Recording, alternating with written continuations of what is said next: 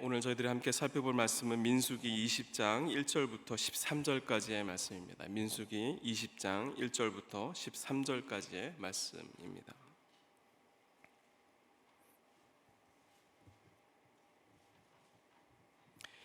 다 찾으신 줄 알고 교독하도록 하겠습니다. 제가 먼저 읽습니다. 첫째 달에 이스라엘 자손 곧 온 회중이 신광야에 이르러 백성이 가데스에 이르더니 미리암이 거기서 죽음에 거기에 장사되니라. 회물이 무리 없으므로 모세와 아론에게로 모여드니라. 백성이 모세와 다투어 말하여 이르되 우리 형제들이 여호와 앞에서 죽을 때에 우리도 죽었더라면 좋을 뻔하였도다. 너희가 어찌하여 여호와의 회중을 이 광야로 인도하여 우리와 우리 짐승이 다 여기서 죽게 하느냐? 너희가 어찌하여 우리를 애굽에서 나오게 하여 이 나쁜 곳으로 인도하였느냐? 이곳에는 파종할 곳도 없고 무화과도 없고 포도도 없고 석류도 없고 마실 물도 없도다. 모세와 아론이 회중 앞을 떠나 회막문에 이르러 엎드리매 여호와의 영광이 그들에게 나타나며 여호와께서 모세에게 말씀하여 이르시되 지팡이를 가지고 내 형 아론과 함께 회중을 모으고 그들의 목전에서 너희는 반석에게 명령하여 물을 내라. 내가 그 반석이 물을 내게 하여 회중과 그들의 짐승에게 마시게 할지니라. 모세가 그 명령대로 여호와 앞에서 지팡이를 잡으니라.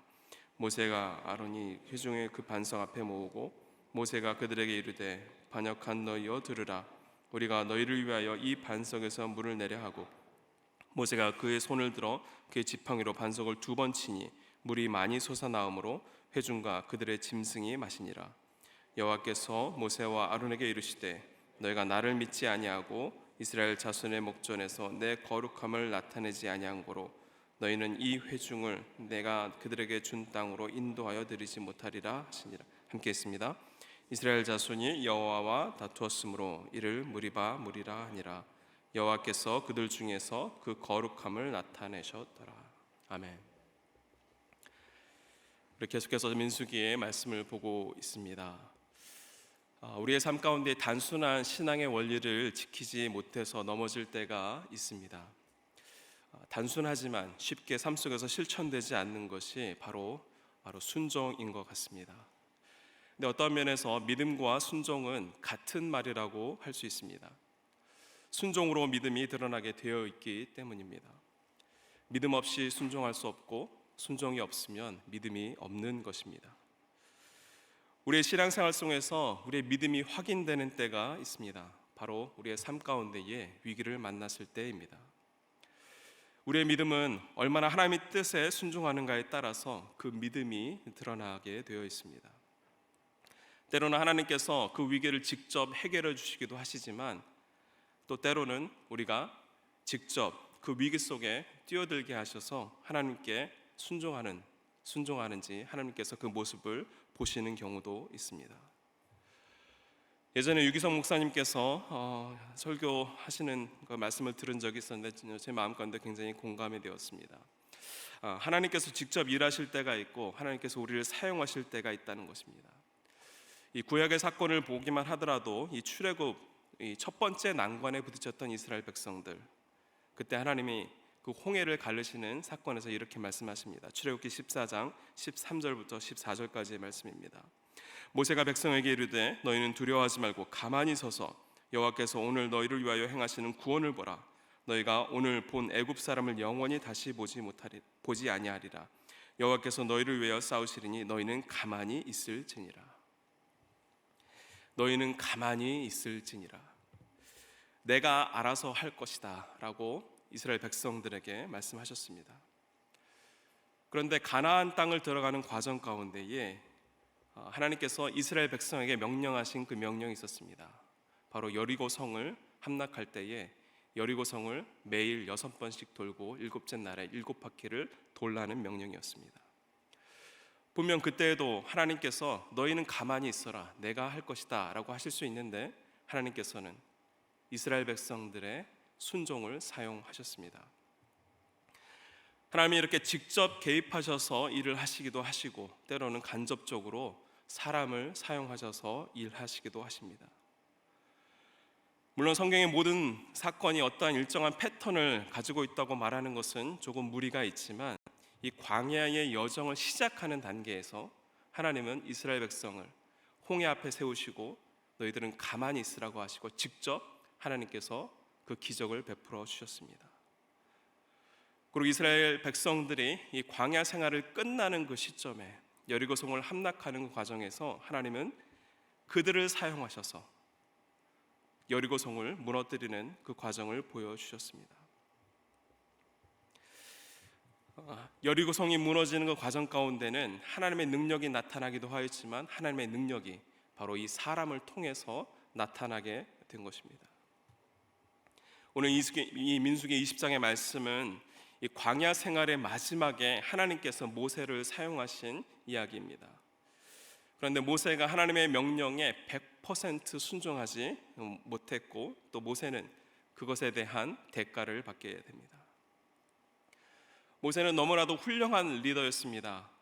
어려운 광야 생활 가운데서 이 하나님의 명령에 순종했고 또 이스라엘 백성들을 40년 동안이나 그 광야 가운데서도 잘 이끌어냈던 그런 리더였습니다. 하지만 그도 하나님의 명령에, 하나님의 말씀에 넘어질 때가 있었다는 것입니다. 우리의 신앙생활 속에도 분명히 당면하고 있는 이 비슷한 문제인 것 같습니다. 오랜 신앙생활 가운데서도 이 단순한 신앙생활의 원리인 하나님의 뜻에 순종하는 것이 때로는 그것이 쉽지 않고 특별히 교회 안에서 리더의 위치를 갖고 있는 사람들에게도 자꾸 이제 내 경험이나 또 내 생각이 먼저 하나님의 명령보다 말씀보다 앞설 때가 있다는 것입니다. 오늘 민수기 20장 이 무리바 사건의 말씀을 통해서 이 하나님이 우리와 함께 일하실 때에 우리가 과연 어떠한 믿음으로 하나님과 함께 일을 해야 할지, 또 때로는 우리가 불순종할 때에 그 순종함을 방해하는 것이 무엇인지, 또 어떻게 그것을 극복할 수 있는지 말씀을 통해서 함께 은혜를 나누길 원합니다. 오늘 민수기 20장 무리바 사건을 통해서 우리가 꼭 기억해야 할 것은 바로 위기의 순간에 우리는 은혜를 기억해야 합니다. 왜냐하면 은혜를 잊으면 불평만 남기 때문입니다. 은혜는 기억한 만큼 우리는 감사할 수 있습니다. 하지만 은혜를 잃어버리면 마음속에 이 불평과 원망이 자리 잡게 됩니다. 특별히 어려운 상황을 만났을 때에 우리가 받은 은혜를 잊어버리면 이 불평이 우리 삶을 이끌어가게 됩니다. 광야 생활의 마지막에 접어든 이스라엘 백성들, 그리고 이 출애굽 세대의 리더로서 큰 역할을 했던 이 미리암이 죽게 됩니다. 이 미리암이 죽은 것은 바로 이 출애굽 1세대가 막을 내리고 이제 출애굽 2세대, 다음 세대로 이 교체되는 그런 과정을 지나가고 있다는 것을 알 수 있습니다. 이러한 과정 속에 이스라엘 백성들은 이 가데스 바네아에 도착하게 됩니다. 20장 1절의 말씀입니다.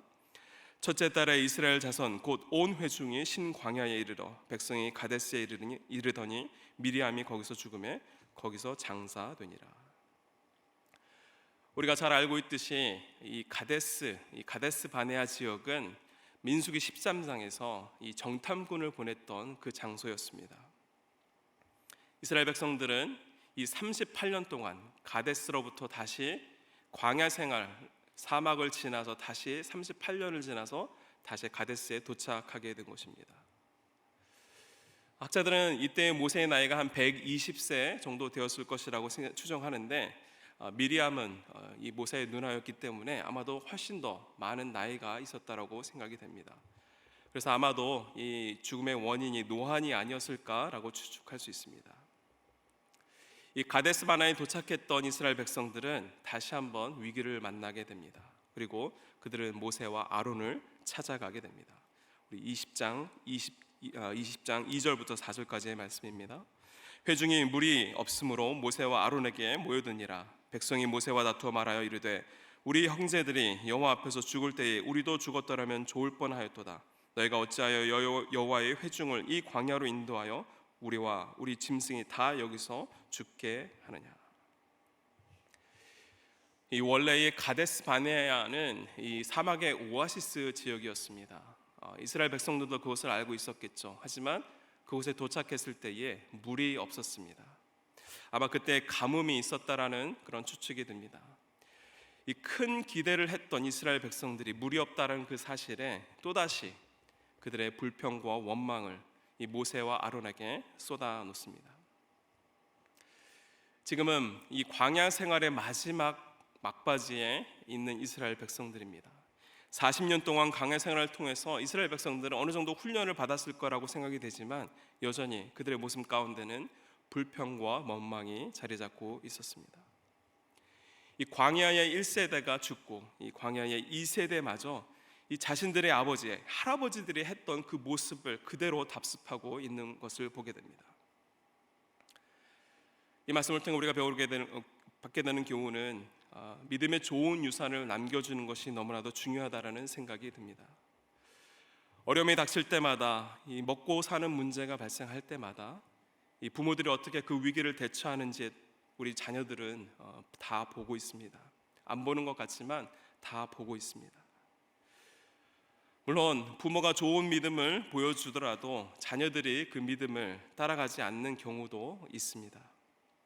이 모세의 경우가 그랬습니다. 이 모세는 히브리서 기사를 통해서 말씀했을 때에 이 믿음이 굉장히 대단한 사람이었습니다. 히브리서 11장 24절과 25절의 말씀인데 우리 함께 읽으면 좋겠습니다. 24절 말씀입니다.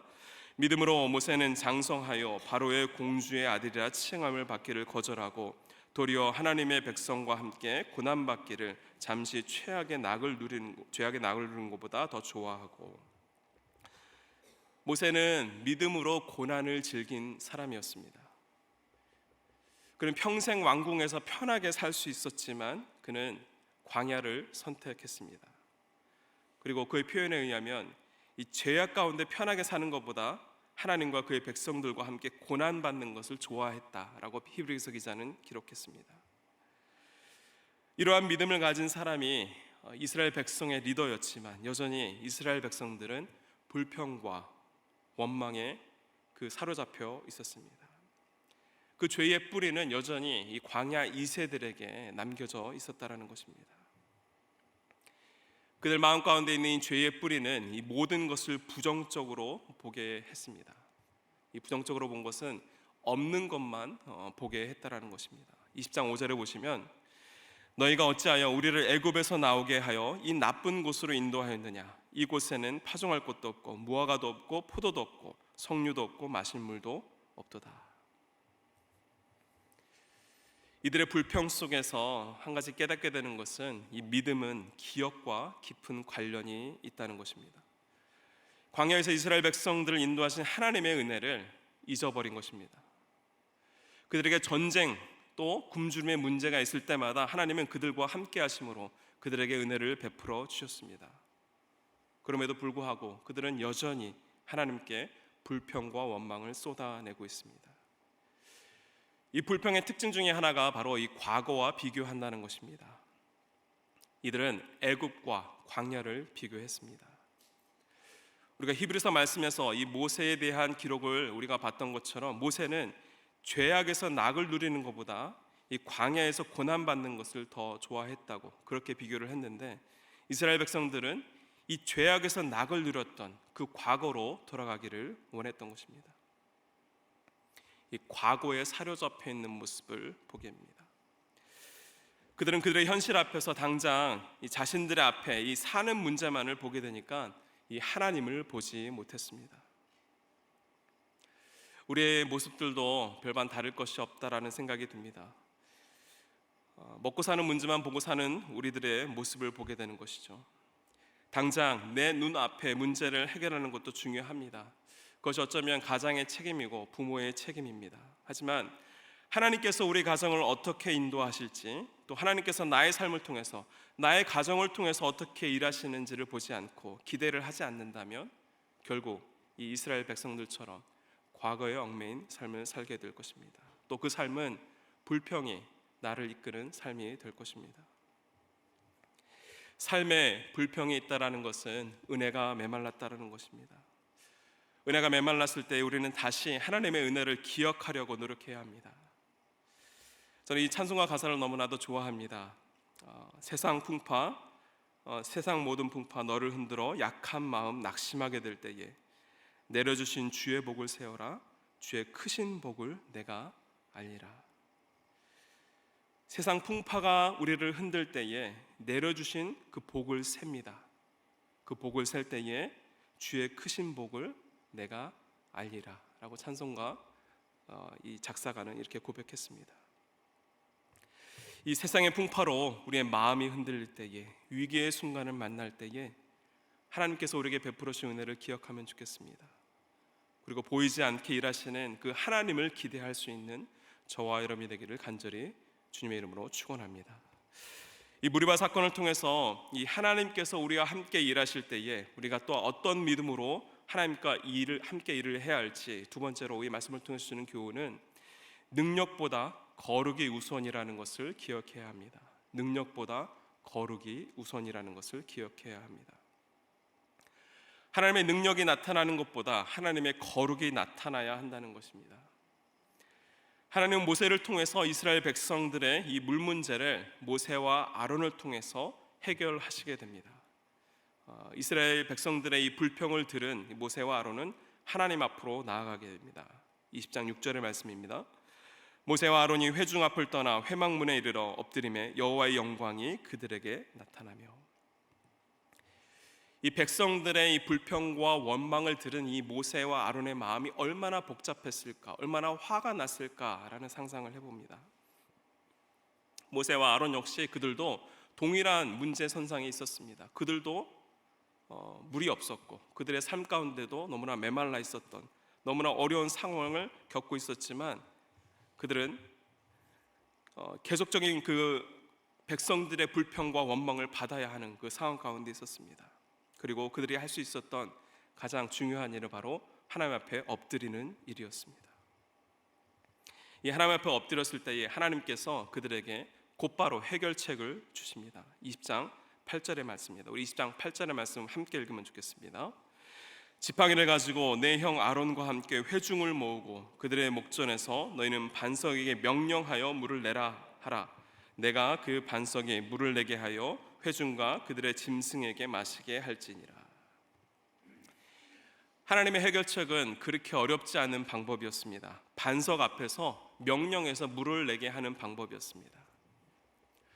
그런데 이 장면이 어디서 많이 본 장면 같지 않으십니까? 이 반석을 통해서 물을 나오게 했던 그런 경험이 있었습니다. 바로 르비딤에서 있었던 사건이었습니다. 출애굽기 17장 6절의 말씀을 보시면 내가 호랍산에 있는 그 반석 위 거기서 내 앞에 서리니 너는 그 반석을 치라. 그곳에서 물이 나오리니 백성이 마시리라. 모세가 이스라엘 장로들의 목전에서 그대로 행하니라. 바로 이 38년 전에는 그대로 모세가 하나님의 명령에 그대로 행했습니다. 바로 르비딤에서 하나님의 명령대로 그 바위를 쳐서 물을 내게 했습니다. 그런데 38년이 지난 지금 하나님께서는 반석을 치지 않고 반석에게 명령해서 물을 내게 하십니다. 하나님의 의도가 무엇이었을까 조금 궁금하지만 이 38년 전에 하나님의 명령과 똑같은 상황이었지만은 다른 명령을 하셨습니다. 그리고 38년 전과는 다른 이 모세가 어떻게 그 하나님의 명령에 순종했는지를 말씀을 통해서 보길 원합니다. 10절과 11절의 말씀입니다. 제가 읽습니다. 모세와 아론이 회중을 그 반석에 모으고 모세가 그들에게 이르되 반역한 너희여 들으라.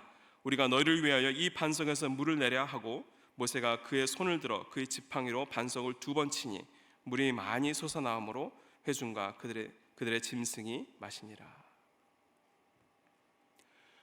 분명 그들의 문제는 해결되었습니다. 모세가 반석을 2번 쳐서 물이 나와서 그들과 그들의 짐승들이 다 마시고도 충분히 남을 그 물에 기적이 일어났습니다. 그런데 이 10절의 말씀을 보시면, 기적의 물이 나오기 전의 이 과정을 보시면 10절에서 이 모세가 그 마음이 너무나도 불편한 마음을 드러냅니다. 그 표현에 의하면 이 반역한 너희들이여 너희를 위하여 이 반석에서 물을 내랴, 이렇게 기록했습니다. 이 말은 너희가 물을 먹을 자격이 있는가, 화를 내면서 이것을 이야기한 것이죠. 그리고 너희를 위하여 반석에서 내가 물을 내랴, 마치 물을 내는 주체가 모세인 것처럼 모세는 이야기했습니다. 그의 분노 때문에 그 하나님께서 주신 그 명령을 잊어버리게 된 것이죠. 그런데 어떤 면에서는 이 모세의 분노가 이 상황적으로는 조금 이해가 되는 면이 있습니다.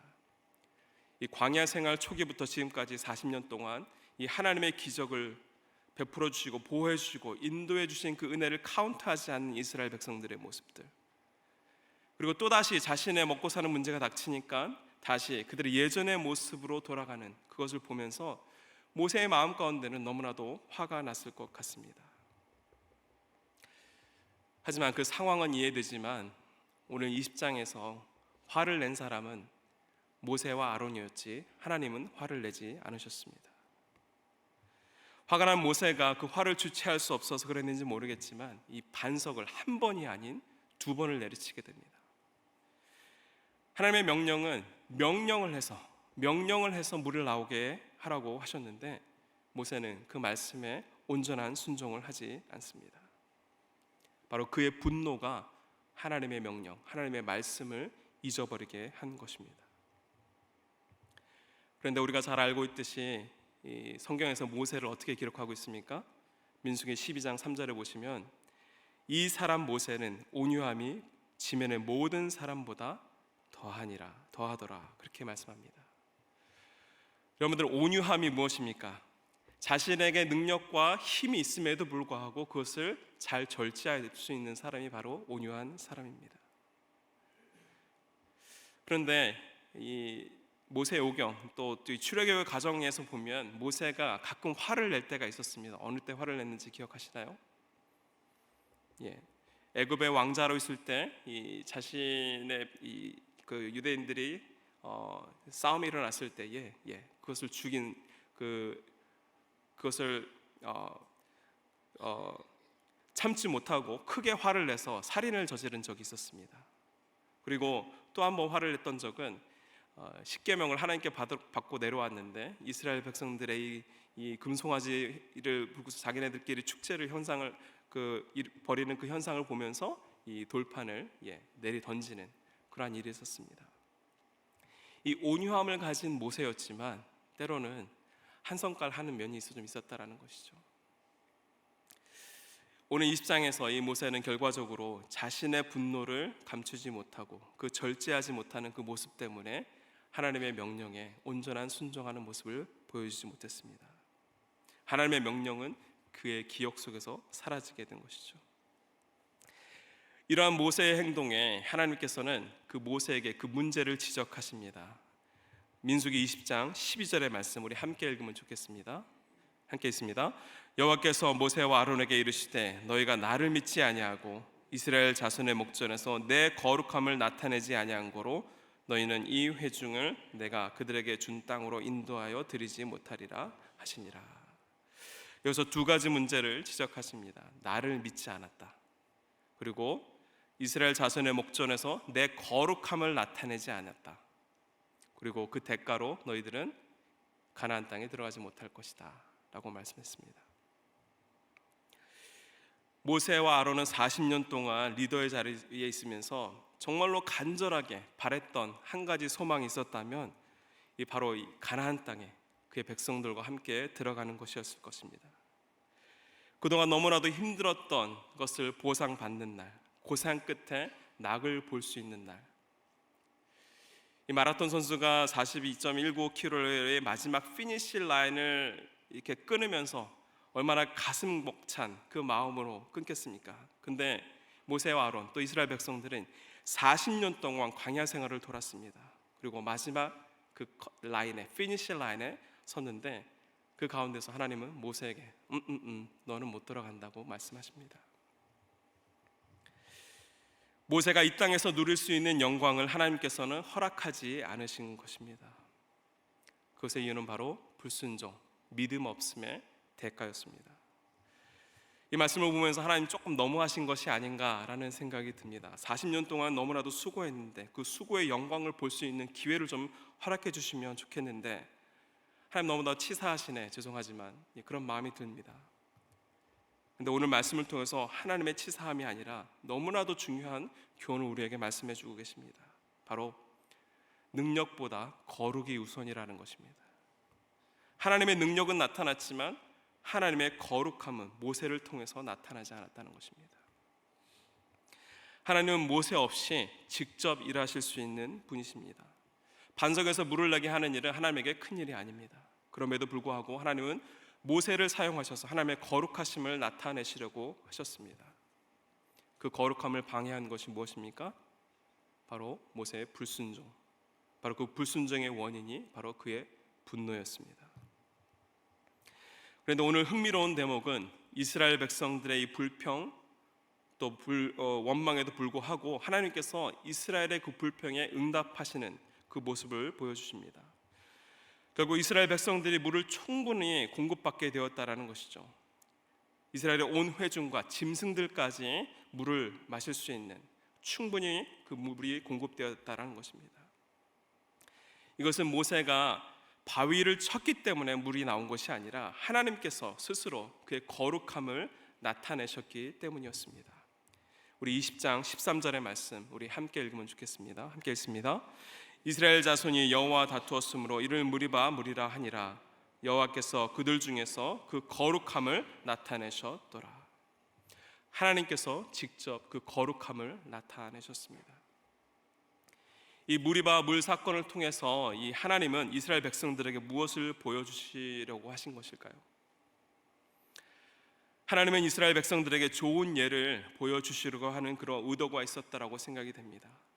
이 40년의 광야 생활 가운데서도 바뀌지 않는 이 이스라엘 백성들, 자신들의 조상의 죄의 습성을 그대로 받아서 이 불평과 원망에 사로잡힌 이 광야 2세들에게 너희가 나의 도구지 내가 너희의 도구가 아니다, 이것을 깨닫게 하시려는 하나님의 의도가 있었지 않나 생각이 됩니다. 이스라엘 백성의 불순종의 그 중심에는 이 자신들이 필요할 때만 하나님을 나의 도구로 사용하려는 그들의 죄성이 자리 잡고 있었습니다. 우리들에게도 이러한 죄의 습성이 늘 우리 마음 가운데에 있습니다. 내 경험을 의지하려고 하는 마음, 내 능력만, 하나님의 능력만을 바라는 마음, 또 하나님의 나의 도구로만 사용하려고 하는 그런 마음들이 우리 신앙생활 가운데 있습니다. 이런 마음은 하나님이 주시는 마음이 아니라 사탄이 주는 마음입니다. 어떻게 이런 마음들을 이길 수 있을까요? 우리 야고보서 4장 7절의 말씀을 함께 읽길 원합니다. 4장 7절의 말씀입니다. 그런즉 너희는 하나님께 순복할지어다 마귀를 대적하라 그리하면 너희를 피하리라.